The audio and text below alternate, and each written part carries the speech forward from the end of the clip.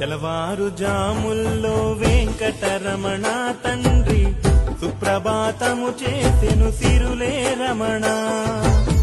పంచామృతములతో వెంకటరమణ తండ్రి నిత్యాభిషేకములే నిత్యము రమణ.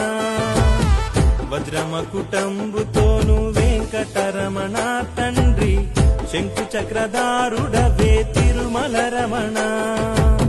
మూడు నామాలతోను వెంకటరమణ తండ్రి ముల్లోకములు ఏలెది మూర్తి విరమణ.